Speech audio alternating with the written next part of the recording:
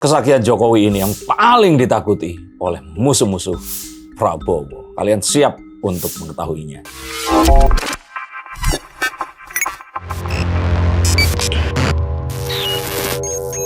Halo Sainsikers, kembali berjumpa bersama saya Denny Darko. Tidak ada yang namanya misteri, yang ada adalah tanda-tanda yang kita semua coba untuk mengerti. Kesaktian Jokowi yang satu ini yang masih membuat Prabowo masih tetap bersama dengan Jokowi dan Jokowi membersamai Pak Prabowo. Dan ini jelas diperbantukan dan membuat perjuangan Pak Prabowo untuk mengakuisisi aset-aset negara yang selama ini dikuasai oleh pihak-pihak tidak bertanggung jawab. Dan juga hilangnya pendapatan negara yang dikorupsi oleh banyak orang-orang tidak bertanggung jawab akan bisa dikembalikan. Dan mereka yang memusuhi Pak Prabowo akan sangat ketakutan dengan kesaktian yang satu ini. Ini bukan kiasan, ini juga bukan clickbait. Tonton hingga selesai. Pak Prabowo sendiri sempat menyinggung tentang kerugian negara yang ternyata sebanyak itu bisa sampai kalau dalam 1 tahun itu disiplinkan bahasa Pak Prabowo itu tambang-tambang ilegal dan juga orang-orang yang memang tidak memiliki izin dan hukum yang memiliki, pokoknya yang mengeruk sumber daya alam di Indonesia ini, jika didisiplinkan dalam tahun pertama bisa bisa masuk ke negara itu sejumlah uang mungkin 10 triliun. Kalau dalam 10 tahun itu bisa naik hingga 50 triliun. Katanya Pak 10 triliun? 20 triliun kali ya? Iya, 20 triliun. Dan kalau ternyata ini dilangsungkan terus-menerus dalam tahun depan saja itu 40 triliun. 40 triliun. Dan ini hanya di Bangka Belitung saja. Oh, iya, oke. Ini hanya di Bangka Belitung saja, betul. Jadi di tempat lain, jika ternyata itu ditertibkan, maka ratusan triliun ini akan bisa diperoleh. Termasuk juga pengolahan limbah tambang ya. Pak Prabowo juga sempat menyinggung yang ternyata orang-orang banyak yang nggak tahu itu rare earth. Iya, rare earth. Rare earth mineral. Dan itu juga bisa menambah lagi pemasukan negara kita ini. Tapi pasti jika ada sesuatu yang kalau kita bahas diberantas atau mungkin didisiplinkan, pasti akan banyak juga orang-orang yang tidak senang dengan Prabowo ke depan. Benar atau tidak menurut Mas Anita? Betul, karena mereka selama ini memang memperoleh keuntungan dari tidak adanya penertiban hal itu tadi. Seakan-akan apa yang mereka lakukan ini bisa dinegosiasikan dengan rezim yang berikutnya, dan mereka ini masih akan tetap melakukan apa yang mereka biasa lakukan. Maka seperti baru saja kemarin itu teman-teman saya yang biasa berbisnis di tambang, itu merasa kesulitan karena tambangnya saat ini itu sengaja ditutup dulu karena dalam pengawasan. Kita tahu bahwa tambang ini biasanya akan dikelola oleh pihak-pihak yang kita tidak tahu siapa, tetapi pengawasnya ini pasti oknum-oknum jenderal TNI dan polisi. Nah, inilah yang selama ini membuat operasi itu tidak tersentuh. Dan pemasukan negara yang selama ini seharusnya bisa masuk dengan jumlah besar, ini loss begitu saja. Nah, Pak Prabowo yang background TNI-nya juga akhirnya menjadi seorang jenderal, betul ya? Iya, jenderal. Dan akhirnya dia juga seorang ketua umum partai. Maka kemampuannya untuk membuat peraturan ini bisa terjadi.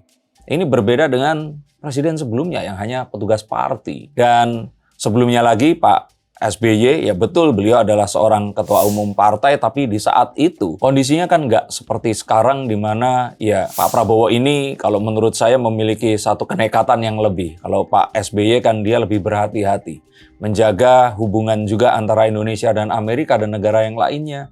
Maka kali ini kita dengan adanya gonjang-ganjing geopolitik ini juga membuat kesempatan dalam kesempitan. Sehingga Pak Prabowo saat beliau tidak terlalu harus bermesraan dengan Amerika, ini nggak terlalu akan berdampak. Berbeda dengan saat Pak SBY dulu, jika ternyata Pak SBY berani melawan Amerika, maka Indonesia mungkin akan diobok-obok saat itu. Dari mana asal kenekatan Pak Prabowo ini? Maksudnya seperti yang kita tahu sebelumnya ada Riza Khalid yang mafia migas diduga. Apa sudah divonis ya? Belum ya, diduga itu. Terus juga ada beberapa kasus korupsi yang juga sama besar dibongkar oleh Pak Prabowo, hingga sekarang katanya mau menertibkan tambang-tambang ini bukan PR yang mudah. Saya pernah menceritakan, kalau kalian menyukai komik atau tokoh pop culture, kita tahu Batman. Batman ini sejatinya adalah Bruce Wayne, seorang miliarder muda yang sangat marah dengan kondisi perpolitikan dan juga dunianya, dan dibahan bakari dendam terhadap kematian kedua orang tuanya, dia akhirnya bertransformasi menjadi seorang vigilante, penegak kebenaran tapi melanggar hukum melakukannya dengan bertopeng ala kelelawar. Saya melihat Pak Prabowo tuh mirip si Bruce Wayne ini tadi. Terlahir kaya raya, sehingga dia tidak memerlukan pembuktian atau apapun kepada siapapun. Pernah di cash out, Bruce Wayne pun juga seperti itu. Kembali dengan kekuatan yang luar biasa, dengan kegigihan yang juga saya pikir nggak ada orang yang 5 kali ikut pemilu, 4 kali kalah dan akhirnya menang. Dan buat Pak Prabowo sekarang itu udah nothing tulus. Beliau juga tidak memiliki seorang istri. Anak pun juga ya sekarang membersamai Pak Prabowo. Tidak ada yang perlu ditakutkan lagi untuk seorang Prabowo Subianto. Mantan TNI. Jadi dia memiliki segalanya yang diperlukan untuk seseorang yang mewakafkan dirinya, jiwa dan raga untuk Indonesia.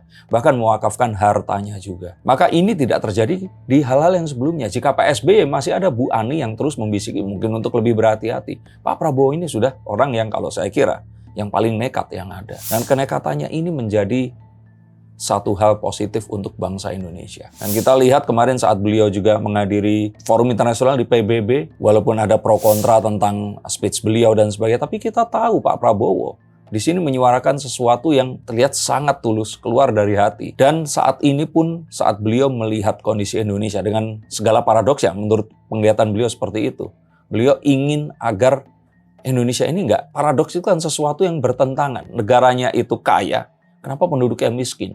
Ini yang ingin di topple down, dan negara kaya seharusnya memiliki penduduk yang kaya raya. Sehingga ya seseorang yang memiliki kenekatan ini nggak akan bisa dihentikan. Seseorang yang memiliki keberanian seperti Pak Prabowo ini unstoppable. Ditambah lagi Mas Darko juga tadi menyinggung tentang kesaktian Jokowi yang memang terus-menerus mendukung Pak Prabowo. Maksudnya itu apa? Mungkin bisa dijelaskan yang dimaksud kesaktian Pak Jokowi yang sebenarnya itu apa? Kehancuran biasanya akan terjadi saat rezim itu berganti. Di mana saat rezim berganti, rezim yang baru akan menyasar rezim yang lama. And that's why, dan mengapa? Karena itu rezim selalu berusaha untuk sebisa mungkin, selama mungkin, agar mereka ini tidak diobok-obok dosanya. Nah, kita mengetahui bahwa Pak Jokowi adalah presiden yang sebelumnya. Presiden yang berpartai PDIP. Otomatis Pak Jokowi memiliki banyak sekali rahasia, catatan hitam, black book, sebuah daftar hitam tentang siapa saja orang-orang yang melakukan hal-hal yang tidak seharusnya di Republik ini selama 10 tahun ke belakang. Dan beliau juga mengetahui bagaimana cara kerja orang-orang ini tadi. Inilah yang menjadi sumber dari Pak Prabowo melakukan semua aksinya. Dan mengapa Pak Prabowo juga memerlukan orang-orang Jokowi untuk membersamainya adalah agar selain transisinya ini berjalan dengan mulus, beliau juga memerlukan orang-orang ini yang mengerti kecurangan-kecurangan di masa lalu ini terjadi untuk dibenarkan. Maka Pak Jokowi di sini, dari Solo, akan mengirimkan data-datanya. Memberitahukan secara rahasia apa yang harus dilakukan Pak Prabowo dan kepada siapa Pak Prabowo ini harus melakukan sesuatu. Apakah menekan, ataukah mengajak berdiskusi, ataukah memenggal saja mereka ini tadi. Maka ini adalah satu hal yang ditakutkan pula oleh orang-orang yang selama ini ingin memisahkan Pak Prabowo dan Pak Jokowi. Dan kita melihat bahwa hal itu tidak akan mungkin terjadi. Tapi di satu sisi kita tahu dengan posisi Pak Prabowo yang memang sudah nothing tulus dan kolaborasi dengan Pak Jokowi yang jelas memegang banyak rahasia para pejabat, apa bahasanya? Para oknum-oknum pejabat dan oknum-oknum pemangku kepentingan yang mungkin tidak sesuai dengan tugas dan hak-hak mereka yang yang seharusnya mereka dapatkan. Lantas akankah memang di tahun pemerintahan Pak Prabowo ini akan banyak, maksudnya selain memang tambang ya, akan banyak korupsi-korupsi lain dan juga mafia-mafia lain yang juga diungkap oleh Pak Prabowo? Di timeline Facebook saya itu keluar keluhan-keluhan dari para pengikut yang mengatakan ada berita buruk apa hari ini, ada koruptor apa yang tertangkap. Buat saya itu malah berita baik saat koruptor itu tertangkap. Saat sebuah hal yang buruk itu terungkap. Maka ini sesuatu yang sebaiknya terjadi. Bahkan even MBG dengan semua keracunannya, segera ketahuan itu lebih baik. Agar segera dibenarkan. Bukan akhirnya di sini saya menyetujui atau menganggap menormalisasi keracunan, tidak. Tapi kita tahu bahwa keracunan-keracunan itu adalah sebuah warisan dari budaya lama yang masih enake dewe, membagi-bagi kepentingan terus kemudian melakukan hal itu secara semaunya dan tidak memperhatikan unsur-unsur keselamatan. Dan ini terjadi dalam kejadian setiap hari. Baru hari ini saja tadi teman saya mengatakan di timeline Facebooknya, barusan melihat ibu-ibu yang kecelakaan, jatuh, dan meninggal seketika karena terlindas oleh bus. Warga kita di Indonesia ini, semuanya ini harus segera dibenahi dalam segala hal. Trotoar itu sebaiknya steril dari kaki lima. Pengendara motor juga tidak satu jalur dengan kendaraan berat seperti bus ataupun juga truk. Hal-hal seperti ini itu membunuh kita. Dan kita sudah membiarkan 80 tahun sejak Indonesia merdeka. Maka dengan adanya hal-hal yang dilakukan oleh Pak Prabowo, mari kita satukan optimisme bahwa semua hal positif ini harus dimulai dari sekarang dan akan bisa kita nikmati nanti. Tapi kalaupun langkah Pak Prabowo senekat ini, akankah Pak Prabowo bisa bertahan? Karena ya seperti yang kita tahu, kebanyakan juga pemimpin, maksudnya pemimpin di sebuah negara, kita nggak berbicara tentang Indonesia aja, harus cari aman agar tidak digulingkan. Kartu ini kartu tentang bertahan. Dan so far bertanya Pak Prabowo ini juga penuh dengan strategi. Dan Pak Jokowi adalah salah satu resep agar beliau ini bisa bertahan. Serangan yang akhirnya diarahkan kepada Pak Jokowi membuat Pak Prabowo ini leluasa melakukan kerja-kerjanya. Dan juga dengan upaya agar ini semua bisa terjadi selama 2 periode adalah cara yang paling baik untuk menyelesaikan semua tugas ini hingga tuntas. Mungkin ada pertanyaan kenapa kemarin Pak Jokowi ingin 3 periode dan sebagainya, karena apapun yang dilakukan saat itu terjeda dengan adanya pandemi. Tapi walaupun itu demokrasi tetap ditegakkan. Nah, mungkin yang dimaksud dengan 3 periode itu adalah periode yang sekarang ini. Ini periode di mana Pak Prabowo dan Pak Jokowi masih terus bersama. Tapi nanti di 2029 ke berikutnya, saya yakin Pak Jokowi akan juga menyilahkan Pak Prabowo karena sudah selama 1 periode beliau di sini mencoba dan menguasai menjadi Presiden Republik Indonesia. Negara dengan penduduk terbesar keempat di dunia. Walaupun istilahnya Pak Jokowi ini membersamai terus Pak Prabowo mungkin ya hingga nanti periode selanjutnya di 2029 itu. Apakah, maksudnya kalau kita bilang, apakah ini juga salah satu menjadi penyebab Pak Jokowi? Menurut para pembenci Jokowi, Pak Jokowi harus diadili. Nah ini salah satu penyebab Pak Jokowi juga tak kunjung diadili karena Pak Jokowi membantu Prabowo dan nggak bakal juga Pak Jokowi tersentuh. Apakah pernah ada presiden Indonesia yang diadili sebelumnya? Dan ini akan menjadi presiden buruk jika ada satu presiden yang akan diadili. Kecuali jika ternyata dia melakukan sebuah kejahatan berat. Tetapi jika ternyata semua yang dituduhkan hanyalah berdasar kebencian, berdasar manuver politik yang dilakukannya saat pemilu, berdasar sebuah upaya untuk memasangkan anaknya dengan seseorang yang tadinya ini lawan politiknya. Ini kan sesuatu yang sifatnya politikal yang nggak akan melanggar hukum dan memang tidak melanggar hukum. Lalu apa yang membuat dia akan diadili? Kecuali jika ternyata orang-orang yang ingin membuat Jokowi diadili ini memang tidak menyukai sepak terjang Pak Prabowo dan mungkin saja dibayar oleh orang-orang yang menginginkan Pak Prabowo ini terlepas dari Pak Jokowi melakukan sesuatu seorang diri, kebingungan arah dan akhirnya menjadi melakukan kesalahan dan ditumbangkan sebelum bahkan menyelesaikan term presidensialnya yang 5 tahun ini nanti. Maka berhati-hatilah karena lawan terbesar itu bukanlah anak bangsa, tetapi orang-orang di luar sana yang merasa tersaingi dengan kondisi Indonesia dan tidak menyukai saat Indonesia nanti menjadi mandiri, menjadi emas di tahun 2045. Hati-hati dengan semua faktor-faktor ini tadi.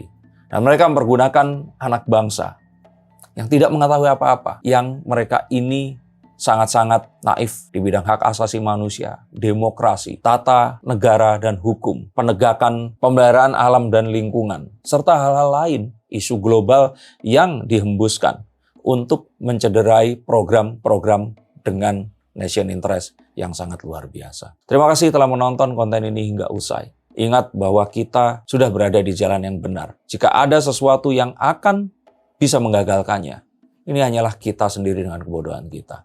Maka terus menjadi pintar dan kritis dan hati-hati terhadap post-truth sosial media yang terus menyesatkan kita.